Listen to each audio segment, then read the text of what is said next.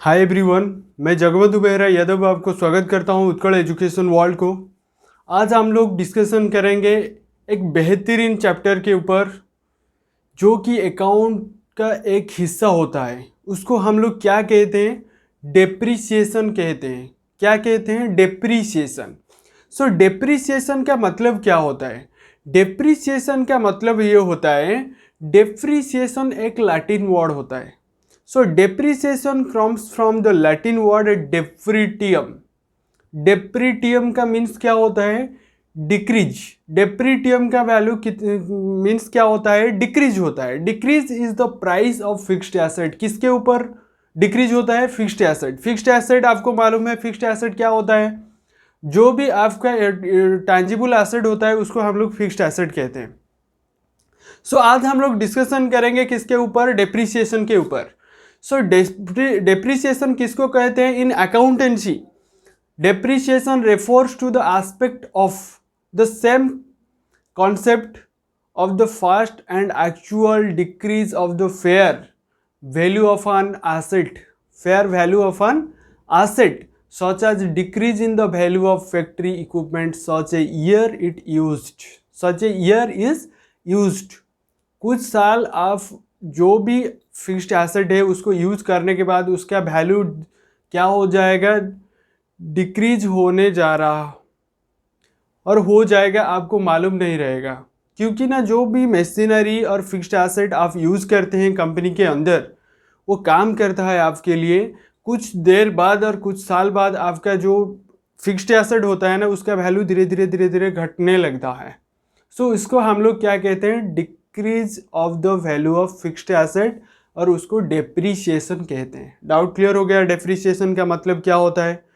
So depreciation is this the decrease in the value of fixed asset and the method use to the recollect और write down. उसको क्या करते हैं? Recollect करते हैं और उसको राइट डाउन करते हैं। Write down the cost of tangible asset. कौन सा asset? Tangible asset. Tangible asset के ऊपर क्या डेप्रिसिएशन चार्ज होता है? क्योंकि ना जो टैंजिबल एसेट होता है वो फिजिकल शेप एंड साइज होता है, और जो फिक्स्ड एसेट और टैंजिबल एसेट जिसको कहते हैं वो हर दिन हमारा कार्य में हमको हेल्प करता है, उसको हम लोग क्या कहते हैं ना? फिक्स्ड एसेट कहते हैं। Depreciation is a permanent estimating of the good to the decrease of shrinking in the book value of fixed asset। book value of fixed asset उसको हम लोग क्या कहते हैं? डेप्रिसिएशन कहते हैं। According to the International Accounting Standard Committee AISSC ने क्या बोला है ना? Depreciation is the allocation. Depreciation क्या होता है? एक एलोकेशन होता है। Allocation of the accounting is prepaid is charge in the prepaid is charged on the income either directly or indirectly। Income directly और इनडायरेक्टली होता है, उसको हम लोग क्या कहते हैं ना? डेप्रिसिएशन कहते हैं। Show cause of depreciation. Depreciation का कॉज क्या है? डेप्रिसिएशन क्यों होता है? डेप्रिसिएशन का फर्स्ट होता है फिजिकल डिप्रिसिएशन। फिजिकल डिप्रिसिएशन क्या होता है? जो भी आपका टैंजिबल एसेट होता है, tangible asset man machinery machine material जो भी होता है, जो फिजिकल डिप्रिसिएशन होता है, डिप्रिसिएशन क्या होता है? एरोजन, रस्ट और rot decay for the natural disaster. आप एक पावर प्लांट लगाते हैं और मशीन कुछ लगाते हैं, क्या नेचुरल डिजास्टर होने के बाद मशीन के अंदर वाटर घुस जाता है, तो many kinds of extra ordinary things घुसने के बाद वो मशीन क्या हो जाता है? ख़राब हो जाता है। ख़राब होने के बाद आप लोग का जो भी प्रोडक्शन क्वालिटी पहले था वो नहीं रहेगा, क्योंकि ना जो आपका प्रोडक्ट क्वालिटी हो गया है, जो मशीनरी है वो ख़राब हो चुका है, उसको आप लोग क्या करेंगे ना? स्क्रैप वैल्यू उसके ऊपर लगेगा और उसका मेंटेनेंस चार्ज लगेगा, लेकिन उसका वैल्यू धीरे धीरे घटना जाएगा। उसको हम लोग क्या कहते हैं? Physical depreciation. Then physical depreciation के बाद क्या आता है? Economical factors. इकोनॉमिकल फैक्टर क्या होता है? जब जो ओल्ड मशीनरी आप लोग लगाते हैं आपके कंपनी के अंदर और इंडस्ट्री के अंदर, जो नया टेक्नोलॉजी आने के बाद जो ओल्ड मशीन होता है उसको कोई भी खरीदेगा नहीं, क्योंकि ना जो न्यू टेक्नोलॉजी अडेप्ट करते हैं जो कंपनीज, वो आपका ओल्ड मशीनरी क्यों लेंगे? क्योंकि ना जो प्रोडक्शन क्वालिटी पहले था उसको हायर डेवलप करने के लिए वो न्यू मशीनरी और न्यू टेक्नोलॉजी बिल्ड करते हैं। सो ओल्ड मशीनरी का वैल्यू क्या हो जाता है, घट जाता है, और उस मशीन को कोई नहीं ले सकता, कोई नहीं लेगा, क्योंकि ना उसको इकोनॉमिक फैक्टर कहते हैं।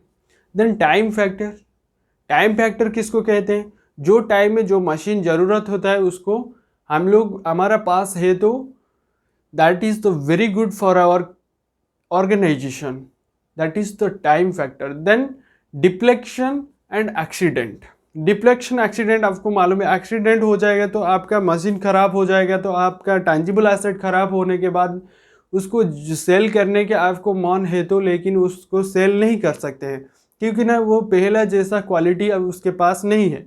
सो उसको क्या कहते हैं, एक्सीडेंट में ख़राब हो सकता है।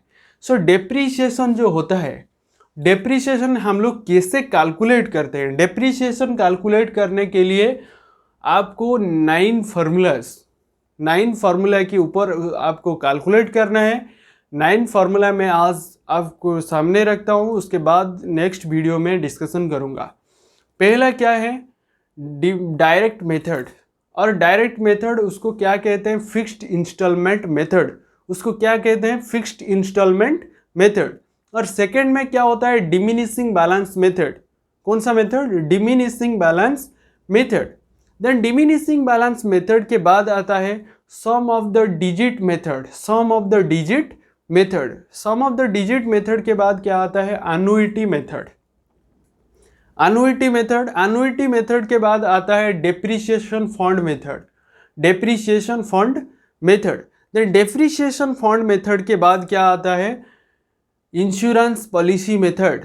कौन सा method? Insurance policy method. Insurance policy method के बाद क्या आता है, revaluation policy method, revaluation of policy method. Revaluation policy method के बाद आता है डिप्लेक्शन मेथड, डिप्लेशन के मेथड लास्ट में आता है मशीन आवर रेट मेथड। कौन सा method? Machine hour rate method. It is very very important for the depreciation. वो था बेसिक इंपॉर्टेंस और basic knowledge about depreciation. Next video में मैं उसके ऊपर प्रॉब्लम करूँगा, और 9 जो फार्मूला है उसके ऊपर हम लोग प्रॉब्लम देने के लिए तैयार हूँ। आप क्वेश्चन जो भी इंपॉर्टेंस आपके पास है आप भेजिए, by through our mail, by through our comment, then definitely I will get, or I suggest this answer are ready for you. Thank you. Please watch my videos. If you like these videos, then share your friends and relatives. Thank you.